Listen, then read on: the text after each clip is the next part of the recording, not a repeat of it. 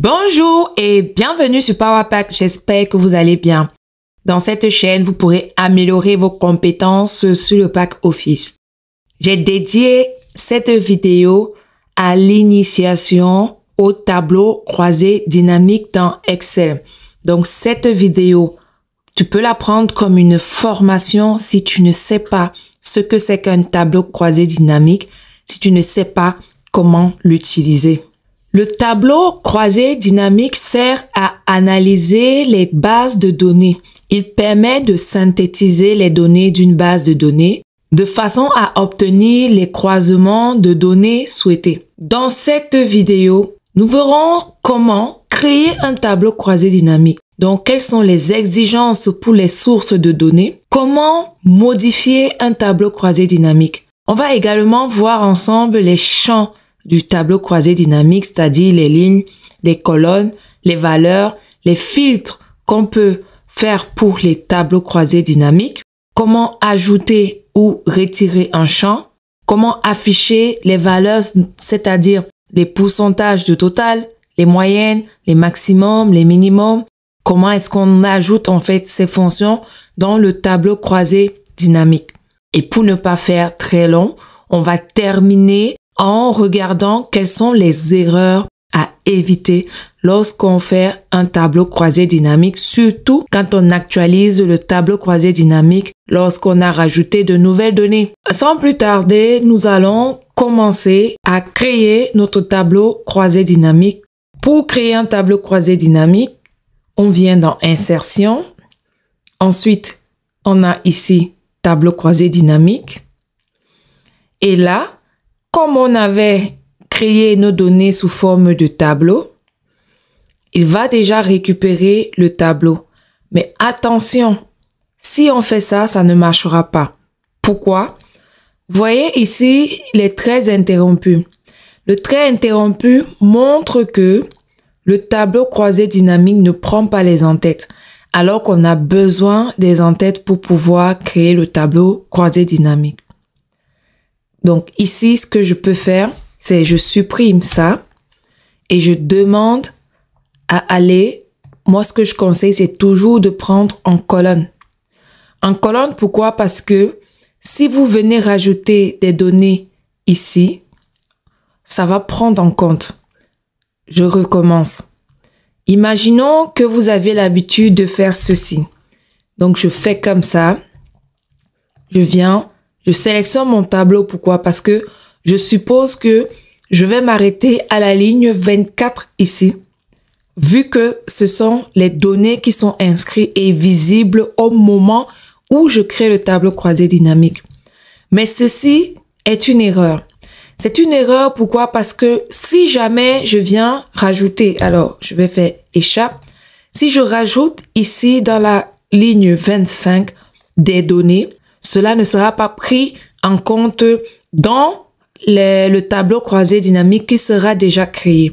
Donc, comme je disais, vaut mieux sélectionner en colonne. Ensuite, on fait l'insertion du tableau croisé dynamique qu'on va mettre dans la feuille déjà existante. On va aller choisir l'emplacement où sera notre tableau croisé dynamique. Là, le tableau croisé dynamique a été créé. Regardons maintenant ensemble les champs. Pour le tableau croisé dynamique, on a ici qui apparaît toujours notre panel de champs pour pouvoir régler et gérer les champs. On a le champ filtre ici qui va permettre de faire le filtre à chaque fois sur tout le tableau croisé dynamique. Ça veut dire que si je prends ici, je mets ici catégorie, ici dans le filtre, je pourrais ici aller faire le filtre pour faire apparaître uniquement ce que je veux. Donc je reviens dans le tableau croisé dynamique pour refaire apparaître ici mes champs. Ici dans analyse du tableau croisé dynamique, vous pourrez également faire apparaître si jamais ça a disparu. Donc, si cette partie a disparu, vous venez là et vous pourrez faire apparaître. Ensuite, on a le champ colonne. Le champ colonne permet ici d'afficher en colonne, comme vous voyez ici, les valeurs. On peut décider de changer et mettre dans le champ ligne. Vous voyez, on a plutôt cette apparence. Et enfin, on a le champ valeur. Le champ valeur, on va prendre ici les prix qu'on mettra en champ valeur. En champ valeur, on va venir récupérer les données de chaque étiquette qu'on appelle les étiquettes de ligne. Ici, ça correspond au produit par rapport à notre tableau. Et à la fin, ici, on a toujours le total de tous les produits. Là, j'ai demandé qu'il me donne en somme. Je vous ai dit tout à l'heure qu'on regardera comment modifier l'affichage des valeurs. Ça se fait ici. Donc là, on a la somme. Si on veut modifier, il suffit de cliquer dessus et faire paramètres des champs. Ouais, c'est vrai que ça ne se voit pas sur l'écran, mais allez sur paramètres des champs. Paramètres des champs de valeur, on peut demander ici le nombre. On peut demander la moyenne. Et là, le nombre, ça sera par catégorie. Notre catégorie ici, quand je dis catégorie, ce n'est pas la catégorie filtrée, c'est-à-dire la catégorie qu'on a dans le tableau croisé dynamique ici parce qu'on a catégorie. Donc, nuance. J'ai utilisé catégorie, mais dans mon cas ici, il ne s'agit pas de cette catégorie, mais il s'agit des produits. Donc, je recommence. Valeur, paramètres des champs. Donc là, je peux demander le nombre. Et en nombre, ici, on voit qu'à chaque fois, on a un, mais sauf la tapisserie, on a 4 entrées en tapisserie. Ça veut dire qu'on a 4 fois le thème tapisserie, c'est-à-dire le produit tapisserie qui est identifié dans notre tableau. On peut également, dans ce champ, demander la moyenne, le max, le min, le produit, le chiffre, les cas types et compagnie. Ici, si on fait la moyenne, ça marchera pas trop parce que on a uniquement tapisserie qui est 4, donc on aura la moyenne des 4 par rapport à la somme et le reste c'est 1. Au moins vous savez où aller modifier l'affichage des valeurs, donc changer en fait ces valeurs. Ensuite, nous allons regarder, donc on vient de voir ici les champs, donc on a dit on a le champ filtre, on regarde comment fonctionne le champ filtre. Si je demande la catégorie accessoires de bureau, voilà ce que j'ai en accessoire de bureau. J'ai un casque, j'ai un clavier, j'ai un ordinateur. Dans le filtre également, je peux demander la cuisine. Je peux demander maison. Voilà. Voilà comment fonctionne le champ filtre. Vous voyez que c'est beaucoup plus simple, c'est beaucoup plus dynamique d'utiliser justement ce tableau croisé dynamique avec ces filtres qui se font assez facilement. On peut regarder également ici, dans Analyse du tableau croisé dynamique, c'est l'onglet qui va vous aider à gérer en fait votre tableau croisé dynamique. On a toutes ces options qui sont utilisables.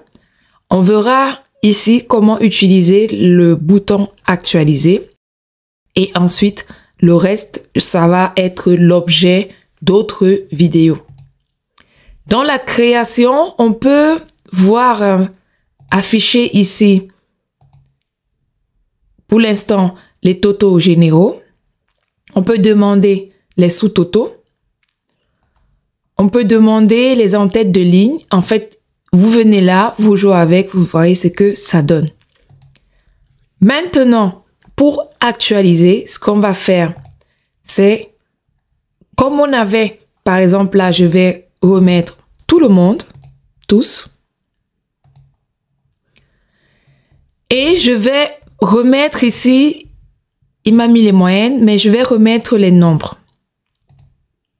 On va cibler ici le bracelet qui est 1. Déjà, je mets en surbrillance. Comme ça, on regardera sa mise à jour. Je reviens dans mes datas. Je vais chercher ici les bracelets. Donc, je vais copier cette ligne une fois et 2 fois. pour en avoir 3.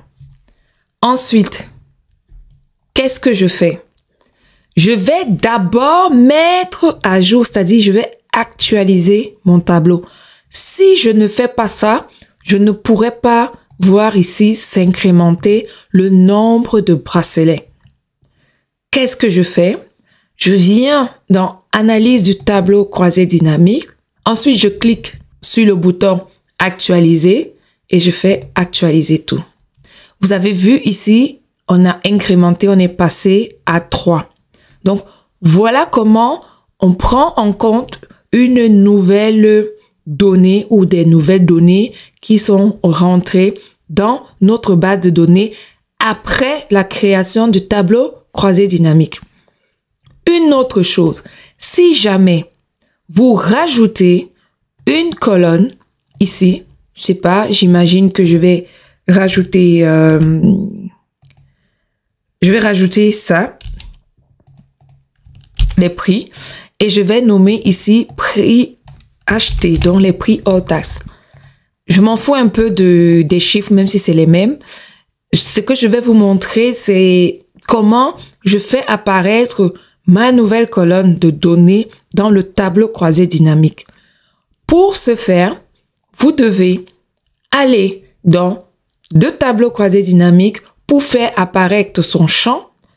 J'insiste, pourquoi? Parce que si je clique ailleurs que dans le tableau croisé dynamique, je n'ai pas en haut ici le champ qui me permet de piloter mon tableau croisé dynamique. Donc, je viens dans mon tableau croisé dynamique. Ensuite, je vais cliquer dans Analyse du tableau croisé dynamique. Après, je viens ici dans Changer la source de données. Je clique dessus. Je regarde, je vois que je m'arrête à la colonne G. Mais j'aimerais intégrer la colonne H dans mon analyse de tableau croisé dynamique. Soit je refais comme ça et je m'arrête à H. Soit je viens ici, j'efface et je mets H. Là, qu'est-ce qu'on voit? On voit ici tout de suite dans le champ du tableau croisé dynamique apparaître le prix acheté.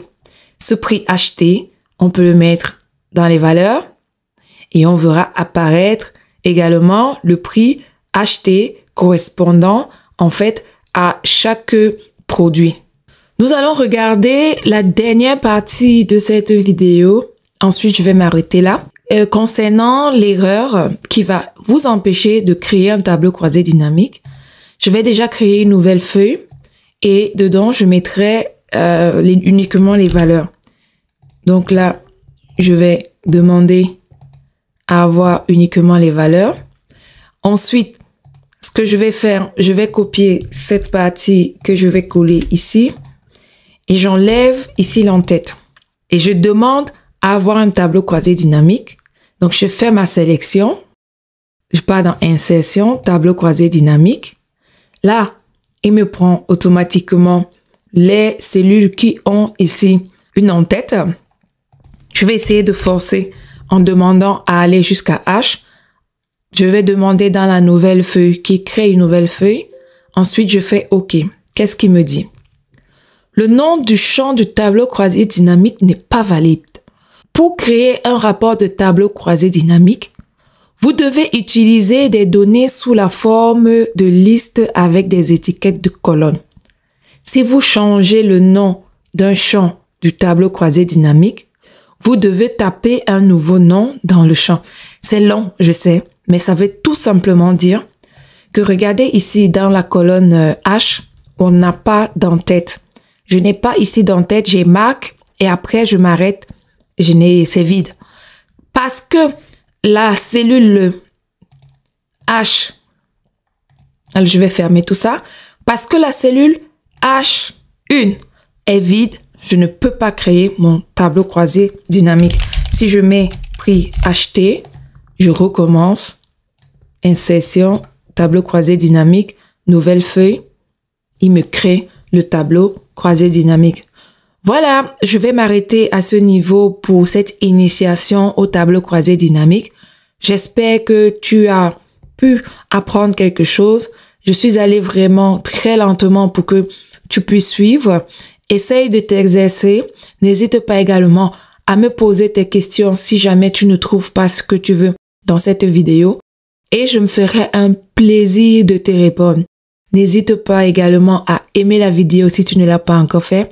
Partage, abonne-toi si ce n'est pas le cas. Active ta cloche de notification pour ne rien manquer sur les nouvelles publications sur la chaîne Power Pack. Reste en santé et je te retrouve très bientôt.